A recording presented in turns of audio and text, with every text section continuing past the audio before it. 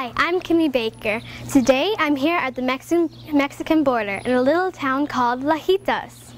I'm interviewing Kim Estes, a well-known cutting horse trainer and cowboy at heart. Let's giddy up and go. On the end. Okay, whenever you're ready. Here I am with Kim Estes in the round pen. Hi Kim, how are you? I think I'm all right this morning.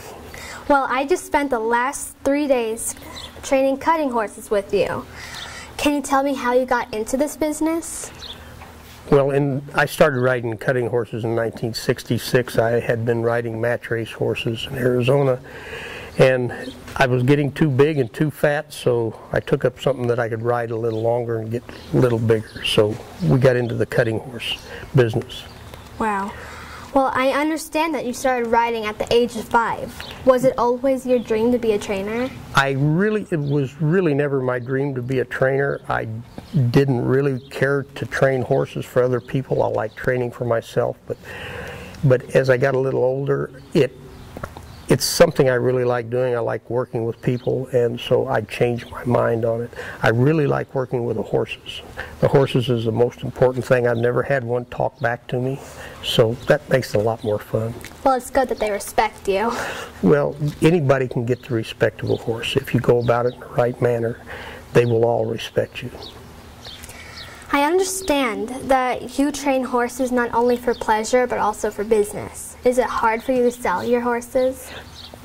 I have gotten past that. I think in the beginning it was very hard. I think that there's some horses that you have a special feeling for that may not, for the vast majority of them.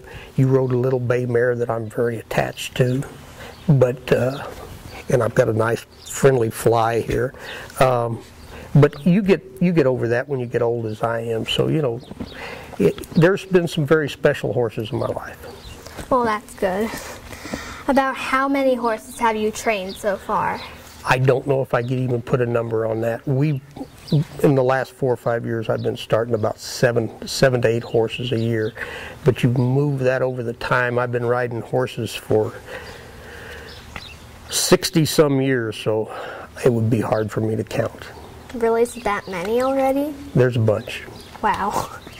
I know that you've won some cutting horse competitions. What was the biggest success? I don't know if you really take one over the other one. I think probably one of the bigger ones. I finished second, which is the reserve champion at Augusta in the Limited Open. That was probably the biggest title, but I've won a number of championships in the areas, for area championships and for associations. But they're all as exciting as the other one. It takes a lot of time and a lot of effort, and the main thing is getting the horse ready for that contest, and that's the most important thing. Whether you win it or not really isn't that important. It's just you try to get each ride better with each performance, and it's actually getting that horse to come to another level, and that's the most important part of it. It's not the actual money won, it's how you come together with a horse to get what you want. So is there a lot of training involved in that? There's a lot of training involved in the cutting horses. We start the babies at 2, and before we take them to a show, they usually have 18 months to 24 months training before we ever show them. Wow, that's a long time. In some of the competitions, you were a judge. Can you tell us 3 things about what a judge looks for? Well, I can tell you 3 or 4 things what a judge looks for. I judge from 74 to 84, and the main thing is how the horse holds the cow, and you want that horse to hold the cow in the center of the pen.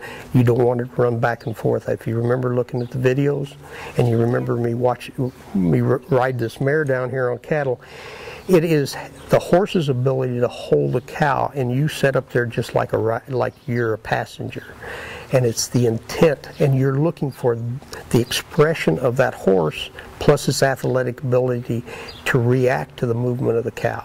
And that's the main thing you're looking for, and make sure it stays in the middle of the pen and does not run fence to fence. So pretty much the horse does most of the work?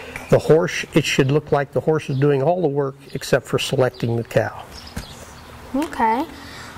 Well, if I want a great horse, what are the first steps in training it? Well, the first steps is not actually training, is to get a horse that's going to physically put together to do the event you want to do. And second is a lot of patience and a lot of time. And you want to be very patient and use as much time as you can to get that horse to come together. Work on the small things. The small things make the big things a lot better. So do you ever get impatient with your horses? Yes, I do, and when I do that, I step down, I get my assistant or someone else to step up, and so I can see the mistakes that I'm making. If I really get into a problem, I'll go to 2 or 3 different pros that I know, and they work on my head. And this is the type of thing that brings me together with my horse. If I get really upset, nobody else is around, I'll get off my horse, I'll go do something else, go look at my email, come back, get on the horse, and start all over again. And that usually lets you come back down and lets the horse come down. So you just need a little bit of free time. You need a lot of free time. It takes a lot of hours to get a horse to come together. Well, Kim, thank you so much for this interview. I'm sure I'll be back for more training. Oh, well, thank you very much. It was a pleasure.